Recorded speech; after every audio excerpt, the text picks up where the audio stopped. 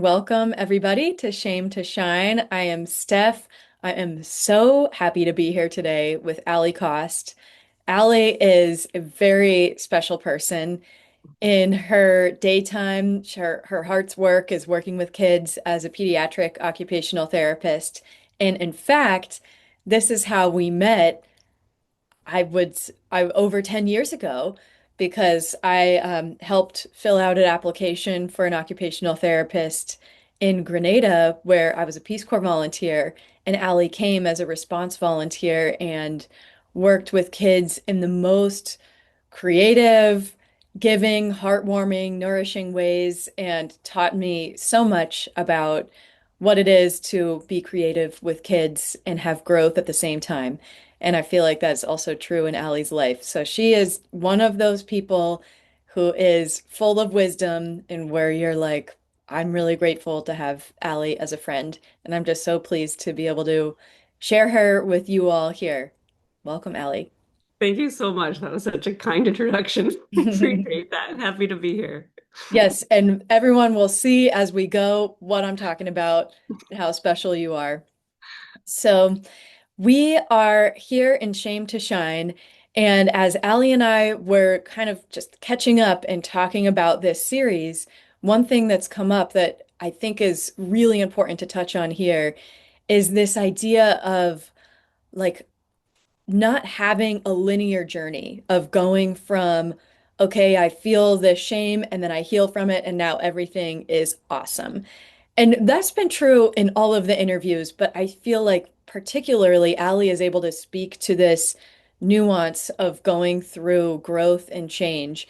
So, Allie, will you start us off by talking about what is an area where you feel like you are coming back to reframing like this is what the world is trying to tell me about my life or trying to expect me to do that I am consistently choosing not to adhere to. Yeah. I think thank you that for that introduction again so much. Uh I I think for me it's this broader understanding of like these chapters in life.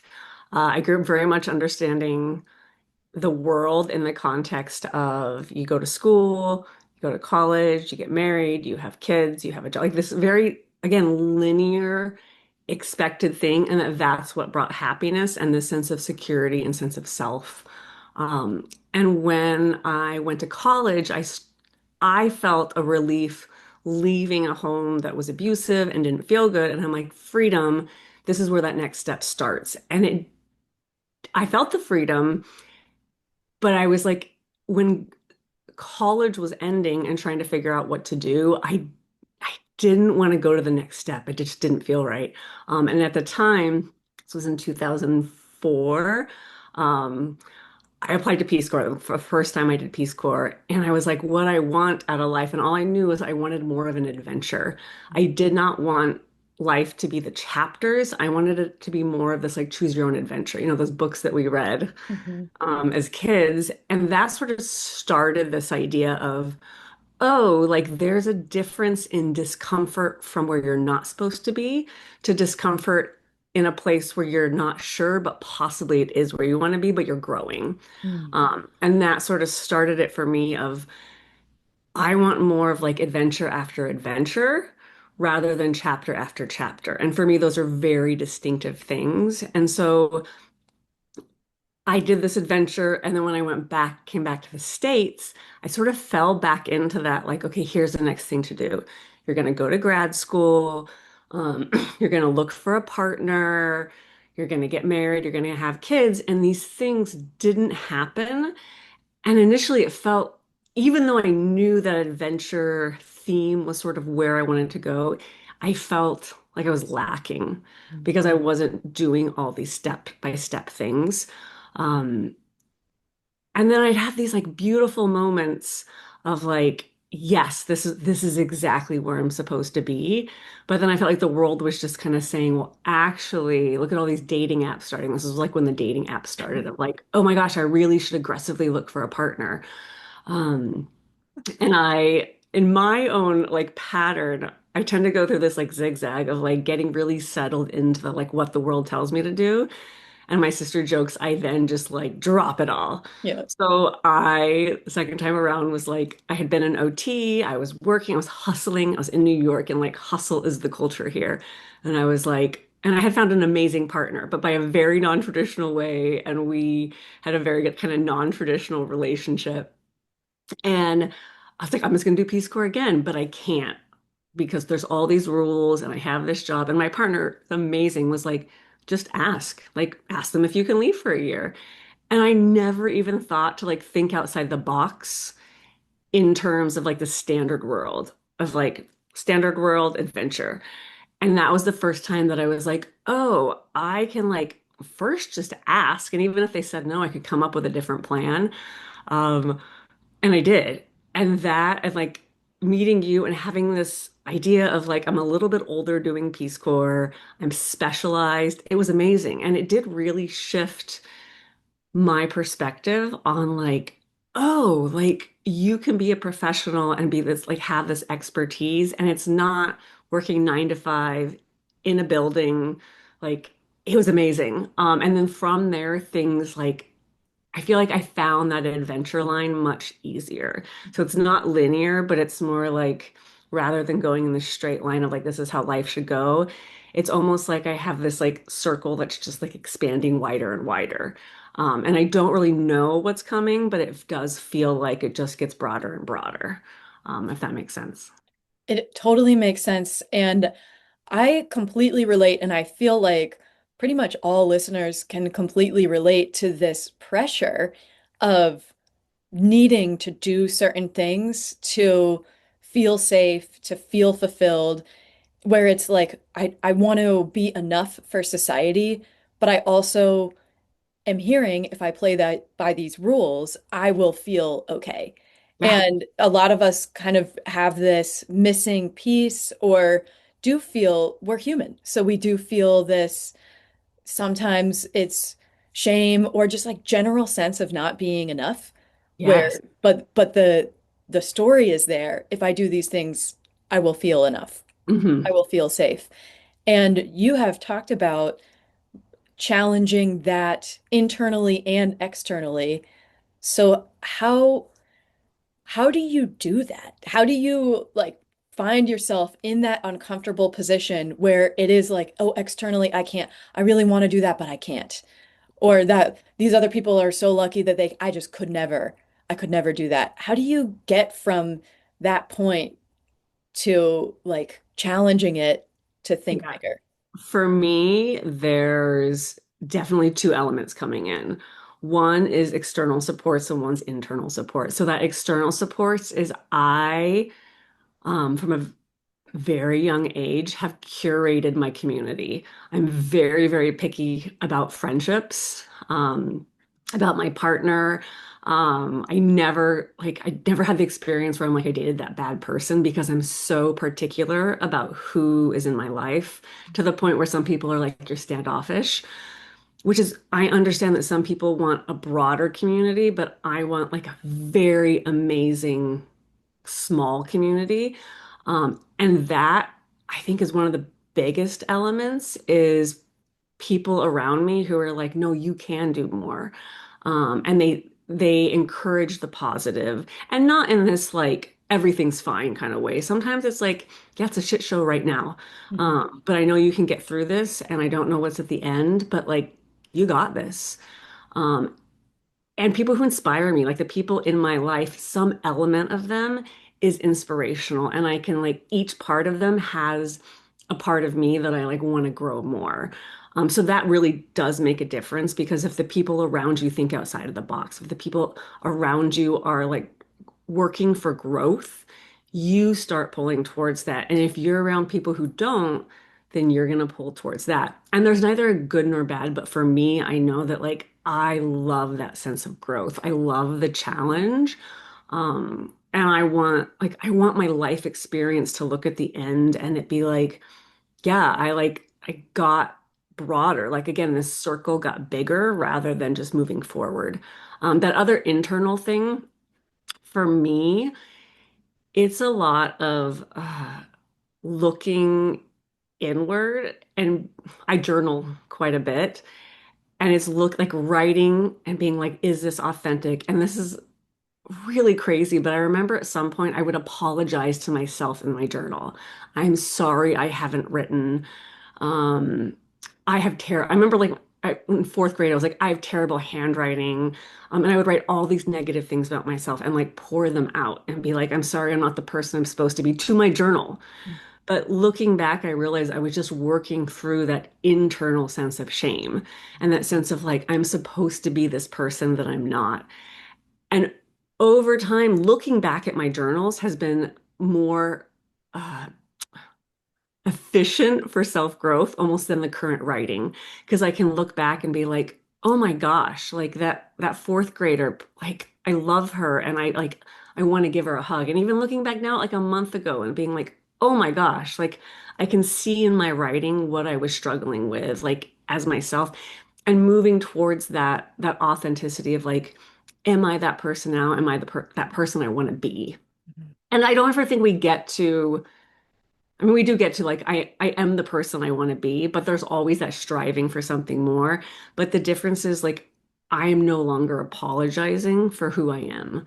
I'm not trying to have perfect handwriting. It was for me growing up in a very, very conservative religion, there was the perspective that someone was always watching me and I was being judged. Like, that's just how you live your life is like everything you do is seen and everything is judged and letting go of that and being like, nobody, like, I'm the only person watching myself and I like myself. So I can scribble in my journal, I can draw pictures. But then that expanded to smaller things like cutting my hair super, super short at one point and being like, that's fine. Like, I can go outside. What I always thought was like, everyone was like, oh, you can't have short hair. Girls have long hair and your like face isn't right for it. But just being like, it doesn't matter what other people think. Like, I want to do this.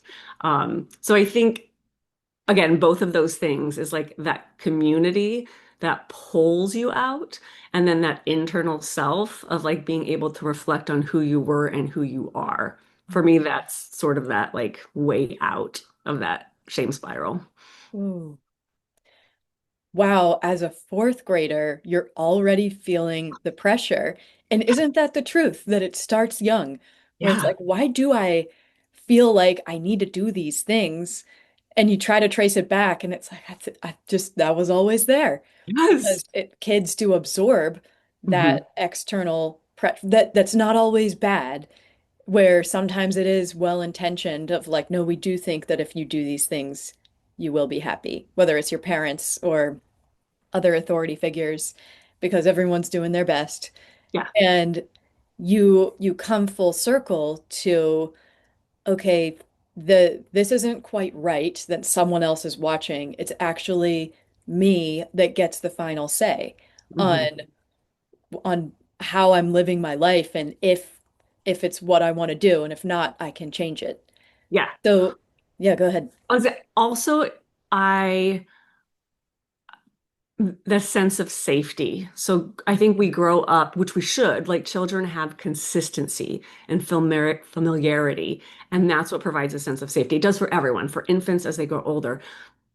But as we get to that adulthood and our brains have the capacity to abstract think, safety is no longer just familiar because as much as our parents or society has done their best to show us this is what happiness and security is, it's not for everybody, and security is fake. Mhm, Like it's a sense of security, a felt safety, mhm, but felt safety can change. mhm, And I think that was a big like turning point for me of realizing like I can get a sense of felt safety in a different setting that is actually healthier in the big scheme of things when I'm looking at all these other factors. But I always thought felt safety would only come from like XYZ. So like now I'm in like a long-term relationship. We're at like 18 years. We're happier than most of the friends and people that we know. But I went to Grenada for a year to do Peace Corps, and everyone was like, "Oh, that's going to be really hard on your relationship." But we made it work, and it was like the again, that sense of felt safety and that sense of how am I going to define how these things go. It's like for me, I want a super healthy relationship where we love each other and we're excited and we're supportive. And that can still exist outside of like, again, 9 to 5 together all the time. So it's you can get out of the traditional and still get felt safety, actual safety and growth. Mm, I love this. And you're really doing it in every area of your life, job, relationship, legacy. And what I love about your relationship is the two of you do intentionally decide on your own rules as opposed to following the rules of what society says. Like, this is what a relationship should be. This is what your boundaries and non-negotiables and desires and must-haves should be. And you guys are kind of like, well, not really. Like, but we actually have a different idea of what Yeah. we want. And so you really communicate and allow yourselves to flourish solo and together, which Yeah. is for many, the goal. But it does come back to like what do you internally desire? It doesn't, it can match what society says this is the life you should have, but it doesn't have to match. Yeah. And I'm curious for you, Yeah. since you are you have been drawn to adventure for the longest time, and you tend to like things that are outside of the box of society. So, how for people that resonate with that too, but are still in that place of I'm really scared that I'm either not enough or I'm scared to even explore it because Yeah. of the belief systems. Can you share as you in so many ways live a non-traditional life, what are the on the other side, what are the belief systems you have about yourself in your life, living a non-traditional life? Yeah. Some of the most significant ones. One is that I can do it. Just like it's going to be hard. And again, admitting, yeah, this is scary. I don't know if it's going to work out, but I can do it. I can do whatever it turns out to be. Um, as you know, so like when I went to Peace Corps Grenada, found out I was pregnant, ended up having a miscarriage, all in the midst of this Peace Corps experience. And it was, I can do it. Like I will figure it out, like whatever each step is. And I think having that belief in myself, even if it wavers, because we all have that, like, I don't know what the fuck I'm doing. Mhm. I am not sure. But deep down, it's like I'm not sure what I'm going to do in this moment, what the next step is, but I know that like I can do it. There's just a deep-seated understanding of like, I know I'm going to get through my life. I don't know how long it's going to be, but I'm going to get through it. And I'm going to just like figure it out as I go. And we all have that. I mean, we all get through our life, right? But I just think about that. It's like if you're like, oh, no, I'm gonna get through. I don't know quite how I'm gonna get through, but I will. That feeling has been helpful. Another one is looking at, so if when I'm trying to make two decisions, so I decided to kind of leave a very traditional, like, I was like, I love New York, but I also hate New York. My sister had babies, and I'm obsessed with being like the best aunt ever. And I'm like, I want to live in these two places.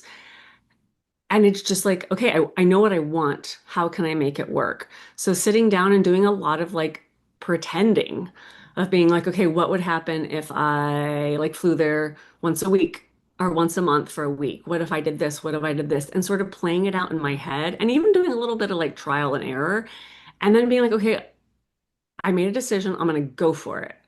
And things fell into place once, and this is the most important thing, you have to make space for the change.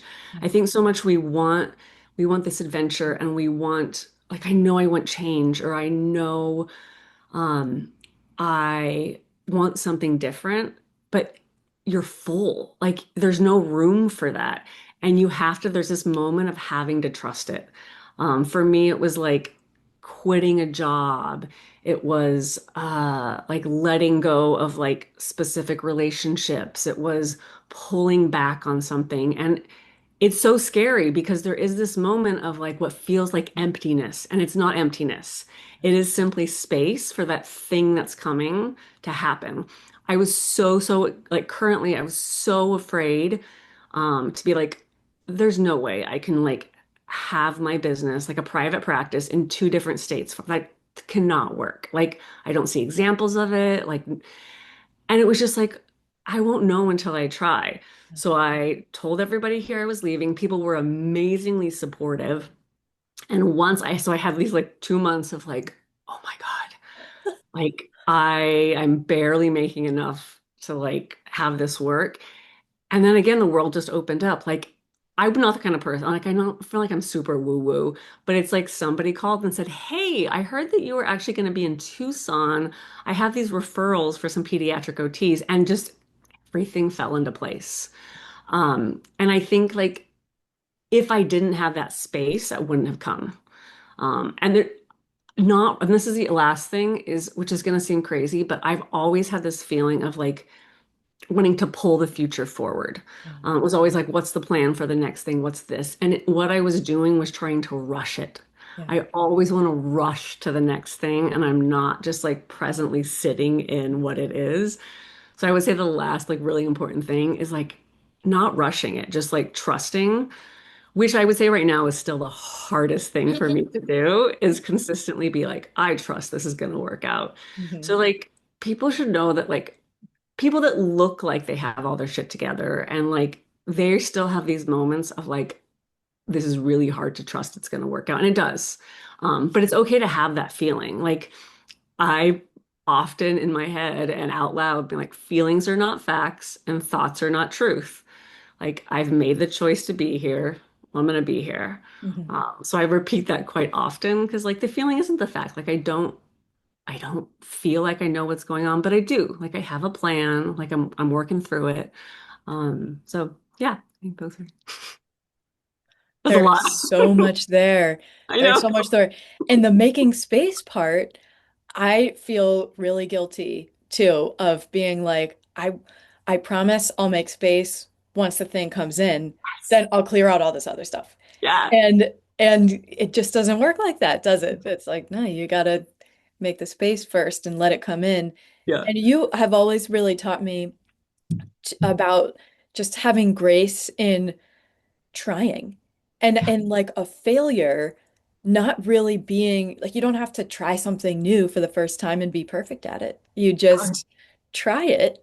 And so the you really can reframe failure as this is another step in the trial and error as opposed to, oh no, I tried it and it didn't work. Let me go back to the other like more predictable life that you No. give it some time.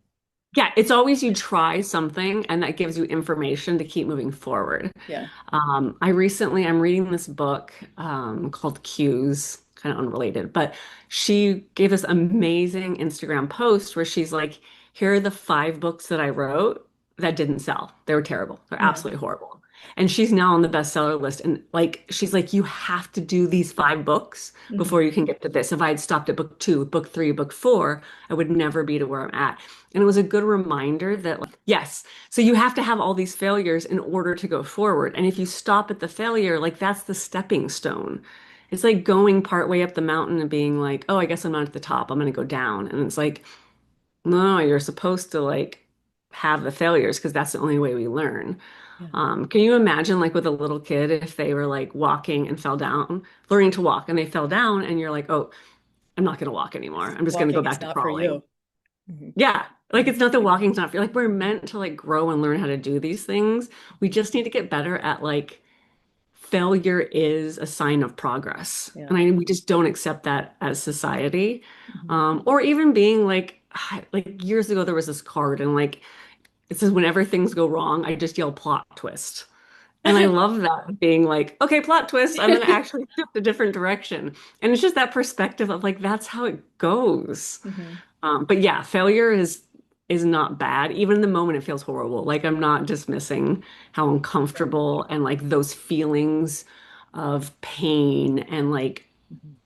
almost shame. Hmm. But it's more, I sometimes I think we misinterpret severe disappointment as shame. Mm, And it's okay to just be like, I am disappointed and I am hurt and I am surprised it didn't work out, and just sit in that and then move forward rather than letting it spiral and then it goes into that shame. And for me, that like moving from shame to something else was admitting like I can feel crappy. I can feel disappointed. I can feel really, really, really sad when I kind of had to let go of that idea that like I wasn't able to have kids.